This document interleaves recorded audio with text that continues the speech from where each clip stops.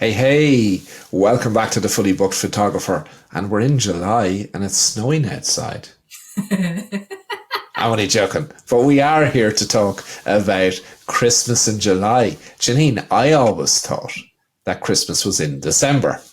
But for you have Christmas in July in Florida of all places. What's the temperature there right now? It's like 99 degrees in Tampa right now. It's really, really hot. Really hot. So when you tell your clients about Christmas in July, do they go, "Are you for real, Jeanine?" Well, you see, Ronan, when it's really hot, everybody needs a little Christmas cheer, right? It's the best time of year, so why not celebrate it twice instead of just once in December? So we're doing this podcast because many of our Fully Booked Photographer members, even though we have a whole lot of training on this for them, they said, will you do a podcast on this? Because we love your podcasts and we love how it's framed slightly different than the training, and it's just a great conversation. So for those, though, that we've plenty of listeners who don't know what Christmas in July is about. So give us a little brief into what is Christmas in July all about.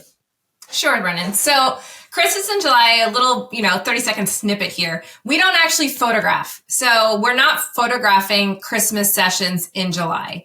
What Christmas in July is an open house event where we invite our existing clients and potential leads and friends of clients and leads to our open house, where we set up mini versions of all of our sets that we're going to offer in November, and invite people to book and prepay for their sessions. And actually, it's the one day a year that we do Cloud $9 where they can get bonus dollars. And that's what we're doing at Christmas in July. So it's an event to pre-book all of our holiday sessions for the fall. Okay. And in your marketing system in the Fully Booked engine, you have a way of tagging your VIP clients, right? So this achieves a number of things, right? It sets the expectation for the client that, one, that they're really important because they're getting an invite to us, right? To come to Christmas in July. It allows them to be the first to choose which themed background they want for Christmas. And 3, then, it's just a way of saying thank you and make them feel good about being a VIP client. But also you're encouraging them to bring friends. And we all know that our ideal clients, our VIP ideal clients, hang out with people who are like them. So are they the 3 goals for Christmas in July? Yes, sort of. So we do invite everybody. So we put it out on Facebook and we send an email out to everyone. However, the people that we tagged VIP, our VIP clients, they get to come an hour early. So whereas the open house starts at 10, our VIPs get to come at 9. So our VIP clients get to come in first. They get to see everything first, and they get their first choice of time slots.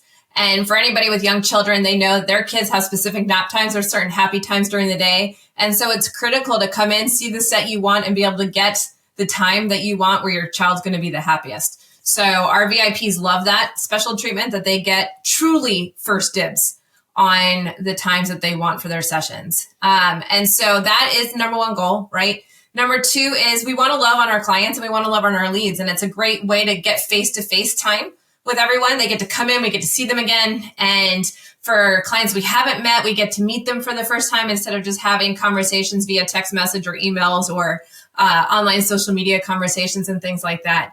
And it just allows us to love on them. And we give little gifts to everybody who comes in and books the session. We have Christmas treats and snacks. And so we get to feed people. I love to feed people.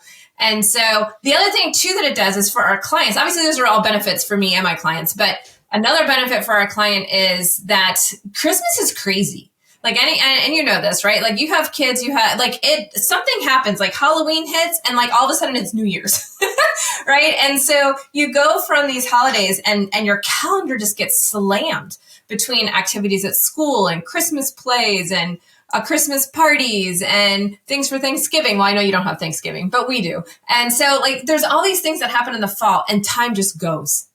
And so if a parent waits until that time of year to think, oh, you know what, I need to do Christmas pictures, it's almost too late. So this allows them to start planning early.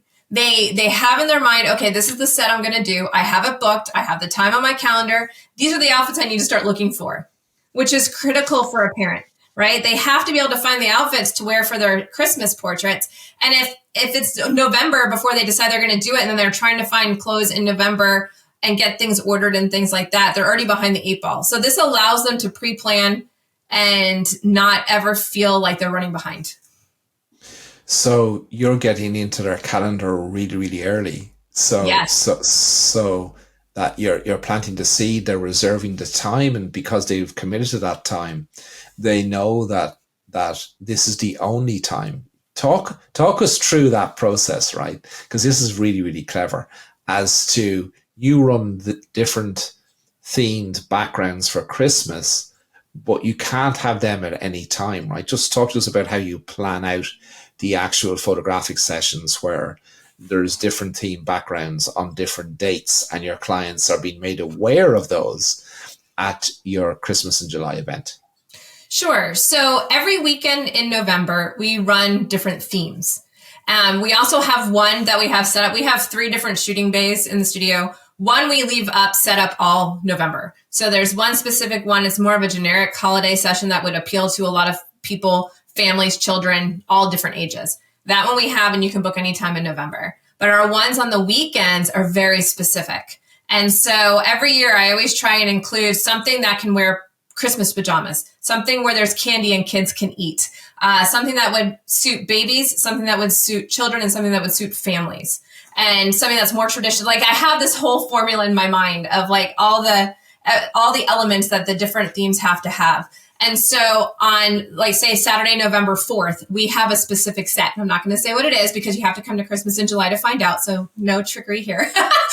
So on November 4th, we have something specific set up for that day. So you can only book that theme on that day. So it's very limited. It's very exclusive. Now, I try and predict which ones I think will be the most popular based upon colors, theme, ages that it's suitable for, and knowing our client database. And sometimes those I'll book for 2 days, like on a Saturday and a Sunday, as opposed to doing one on a Saturday and another one on that Sunday. So we try and make that prediction and figure out which ones we think will be the most booked. And then we also do it we do them all the weekends leading up to Thanksgiving. And so we have those 3 weekends leading up to Thanksgiving. And then the weekend after Thanksgiving is when we have Santa Claus fly from the North Pole down to the studio to be photographed with the children. Great stuff. So talk to me about this, because if you have all those different choices, right? And I come to your event, Christmas in July, like, how do you handle the booking of that? Like, have you a person beside each theme? And yeah, so here's what we do. And actually, we've perfected this over the years too, because we don't want people to double book, right? So it's actually pretty old fashioned, Ronan. So in front of each theme that we have set up, we have a clipboard, and it has the time slots printed on the clipboard. And so it has Saturday, November 4th, 9 a.m., 9:30, 10 o'clock, 10 a.m. And then we have elf break for lunch. We have that crossed off so we don't accidentally book through lunch. So it's all manually done. And so we have pens at every station. And I'm the one that hosts that section, right? So I'm the one in there because I know my clients and I know who's going to photograph well on what. And I know the questions to ask and things like that. So I'm stationed in the studio area with all of the sets, and I take people on a little tour, and then they are off to their own to walk around and decide which ones they want to book. And then they write their name in that time slot. And then they have a sheet that I give them when they come in, and it's their Christmas in July passport, and it has all the sessions on it. They check off which one they picked. They write the time that they picked, and then they go check out. And we have 2 checkout stations. And so both Candace and Sarah each man one. And that's where they go and like, okay, I signed up for this session on this time. We don't put anything manually into the calendar at this point. It's just too crazy. So everything's done with paper. We swipe their credit card. We offer them the Cloud9 $9. And this is the one day a year that we do an offer like this. And it's for every $100 they prepay, we give them an extra $25 to spend at their session. So they can earn Cloud9 $9 to spend. And so they're prepaying money. And that's that whole money spent, money forgotten. Also, people have more money to spend in the summer than they do when their holiday dollars are all tied up in November. And plus, it's great for us, right? July, it's a way of us to infuse some of that fourth quarter money into the summer months. And so it helps everybody out. It helps with our cash flow, and it helps with our clients' cash flow. And so they can do that as well. So either my 2 girls that are up at the front, they'll run their credit card for a $9 for their session. And then at the end of the day, we compare clipboards and so like once everybody's gone, we take all the clipboards and that's when we start manually entering them into the calendar online, into our studio calendar to get everybody booked. And that's when we make sure we cross-reference and make sure everything is right. So it's a very old-fashioned process of manually filling out your time. It's the only way I figured out that works well. That's interesting because years ago, I came up running an event in our local tennis club, which was a new members, to get new members into tennis club, effectively a day where they could come along and experience different things. And we had different events on every single court, and we had 11 tennis courts. But like that, we had a sheet for the day with the times things where people could just fill in their name, and it meant that they just filled in their name and they knew to come back at that time rather than saying, oh, who's next and who's, Right. It brings that organization to it.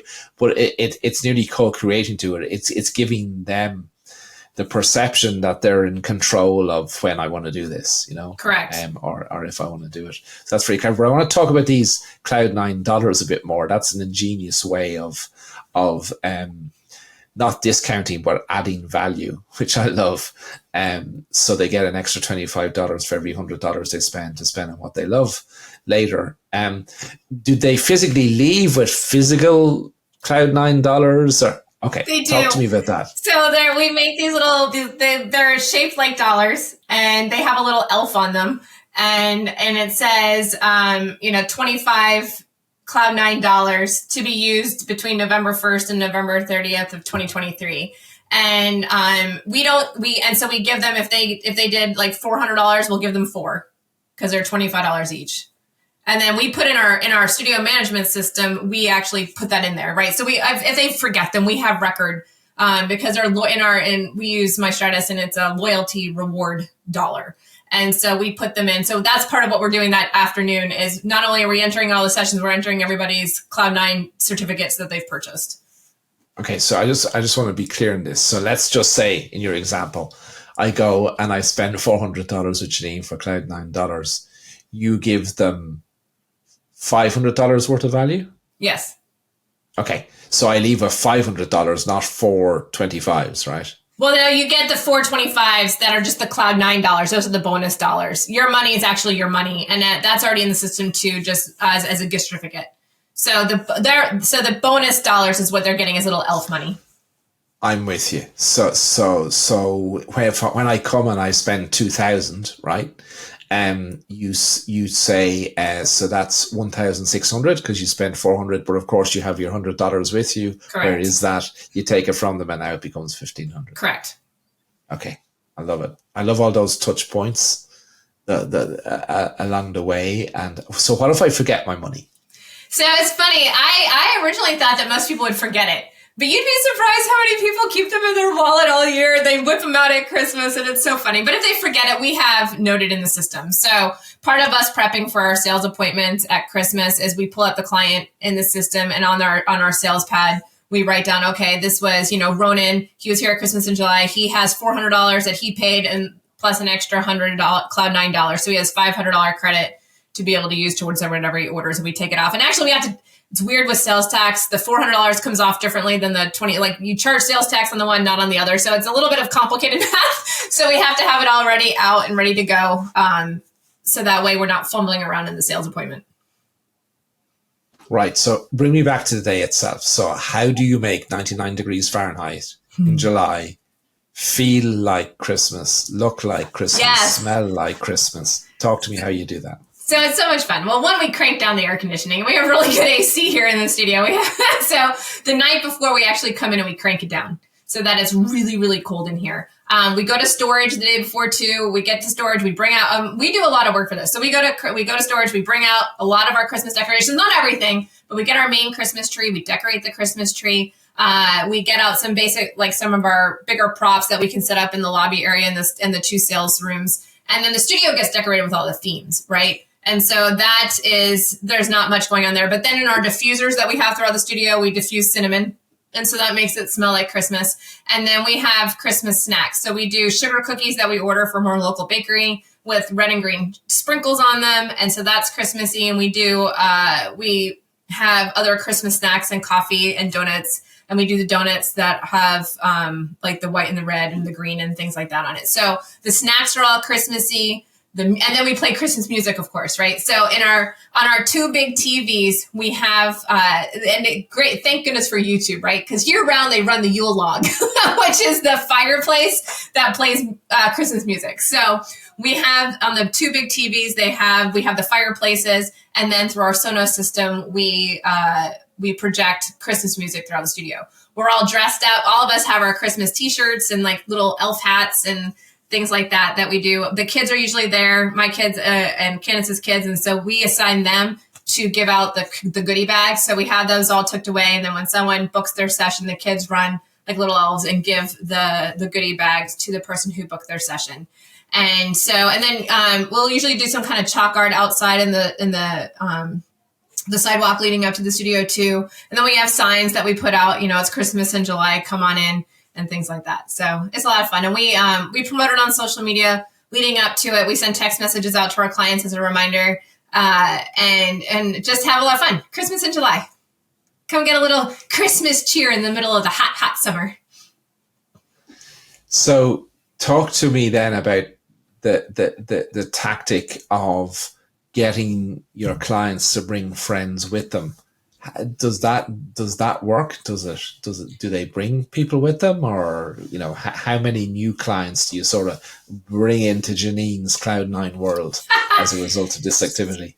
So it's not a ton, I'll be honest. Not everybody brings a friend. It would be great if they did, but not everybody brings a friend. And so honestly, a lot of our VIP clients are already friends. It's like something that's kind of been built up over the years. But we do have, I would say about 25% of people bring a friend, and with kids, they're the right age and come in to book a session too. And then and it works well because it gives us a chance to meet them. They're not just seeing a two-dimensional picture online in November to book the set.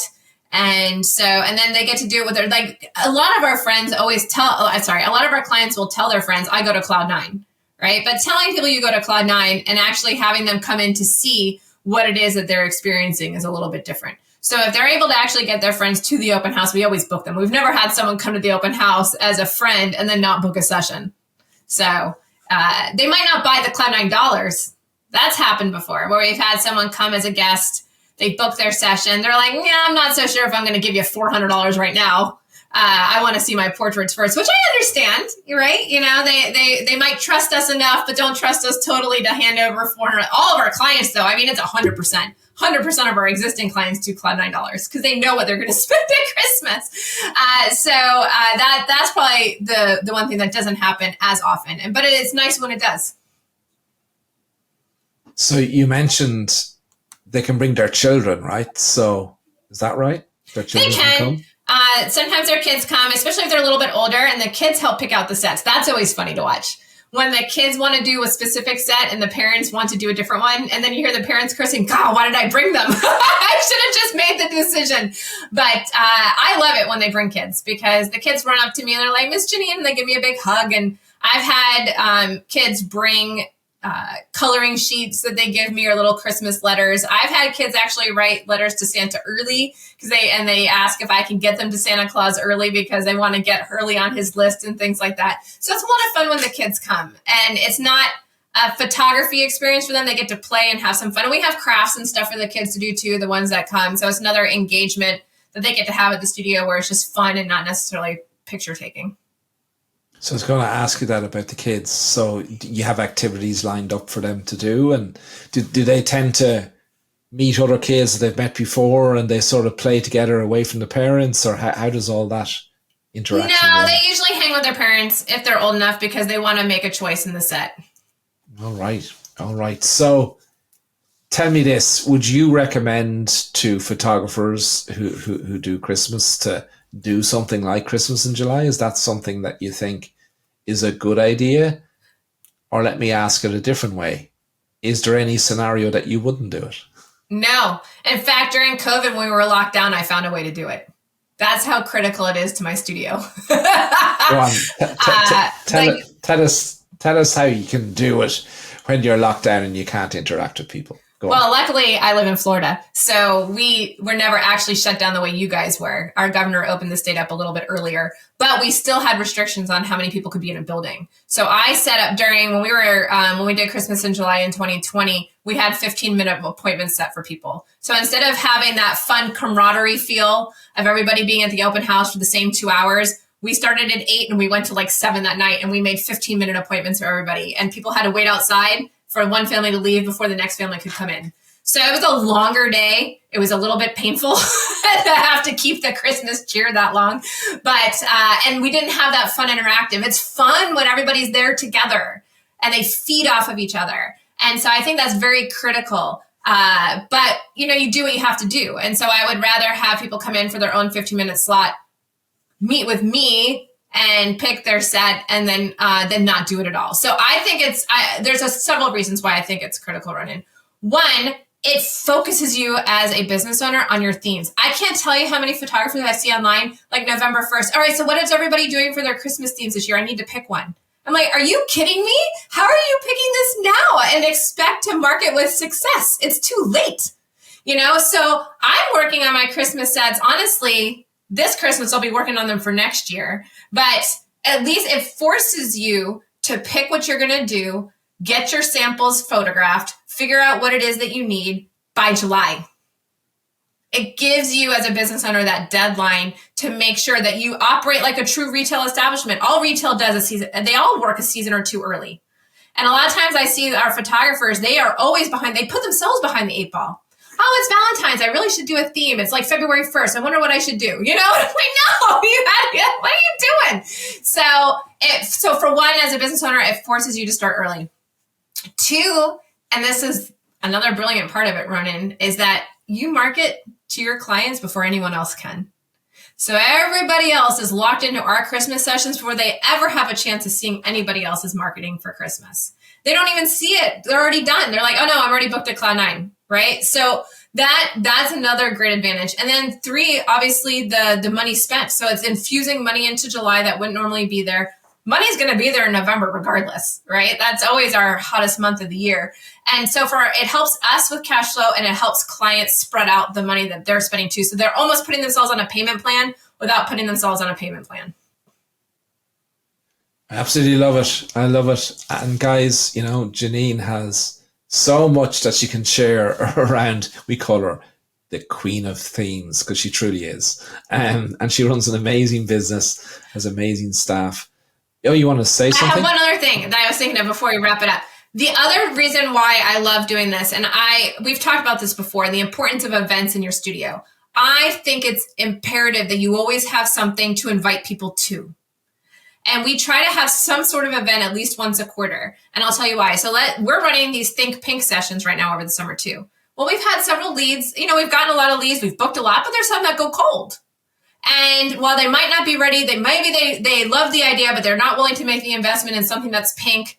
But if they were interested in a pink session, they probably have children the right age for Christmas. So whereas you might not invest in pink, you might invest in Christmas. And so it gives us this chance to invite everybody who was a lead at one time that became cold to come to something else. There's no pressure around it. There's no obligation around it. It's like, come to this open house, see what we have to offer for the holidays. Maybe you'll find something that interests you. Come learn a little bit more about us. So we have this at Valentine's Day. We have an open house. We have this at Christmas. And so we try it, and Halloween's another event too. So I am a firm believer that you should have events in your studio that don't cost any money for your clients to come or leads to come attend. So it gives you a chance to love on your existing clients, and it gives you a chance to introduce yourself to potentially new clients without there being an exchange of money necessarily. That way they'll come. Does that make sense? And guys, that's why Jeanine has a lifetime value of a client of over $25,000 over the lifetime of that client. You got to do these things for your clients, build those relationships. It builds the know, like, and trust. It brings them back over and over again. It keeps you on their radar. It does. And I have clients who schedule their vacation around Christmas and July. So like in springtime, like, Jeanine, what is the Christmas and July date? We're planning our vacation and we don't want to miss it. And so, yeah. And if we have a client who for some reason has to be away, They're always like, will you FaceTime us in? And it becomes a big deal. And this is our 17th year doing it now. So it's become ingrained into the life of our clients. But once you start doing it for a few years, your clients will get used to it, and they become to expect it, and they look forward to the interaction with you. And you become their photographer for life, which is my goal. I'm their photographer for life. I don't want them to ever think about another photographer, just me.